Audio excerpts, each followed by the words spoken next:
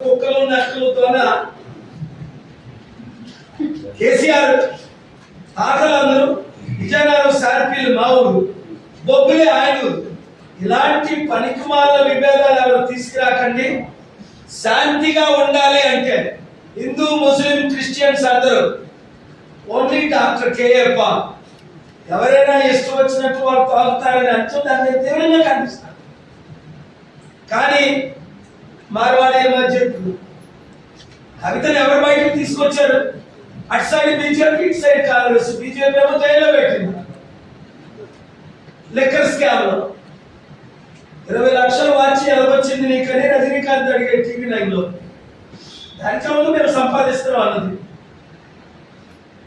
రాత్రి పగలు మా చారిటీ సిటీకి వచ్చి నన్ను కలిసి అయ్యా భిక్షం పెట్టండి అన్నది. ఇదే కవిత 2008. ఎలాగొచ్చింది డబ్బులు?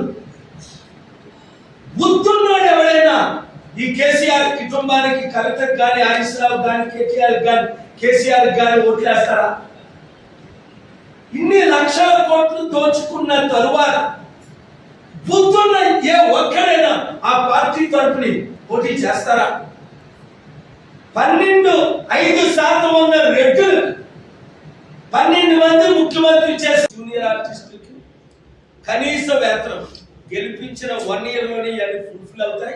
100 రోజుల్లోనే ఇవన్నీ ఆరంభం అవుతాయి. 3 జూబ్లీ హిల్స్ స్లమ్ ఏరియాలో కనీస సౌకర్యాలు లేవు. నీళ్లు, రవాణా, ఆరోగ్యం, స్కిల్ డెవలప్మెంట్ సెంటర్స్ పెడతాం. 4 సినీ పరిశ్రమకు, వ్యాపారస్తులకు ఐటీ, మెడికల్, హాస్పిటల్ ప్రోత్సాహం.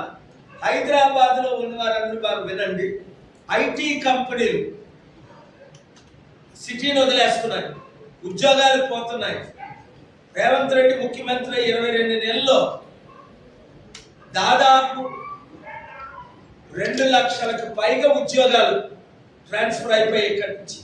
అనేక కంపెనీలు క్లోజ్ అయిపోయాయి. కనుక రియల్ ఎస్టేట్ వాళ్ళందరూ ఒకటే ఏడుపు. హైదరాబాద్ లో ఈ 2 సంవత్సరాల్లో రియల్ ఎస్టేట్ పడిపోయింది.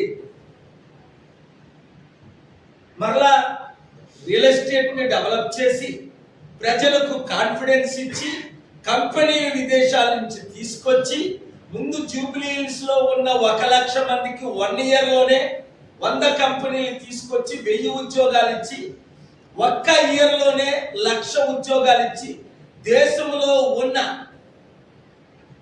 దాదాపు 65 కోట్ల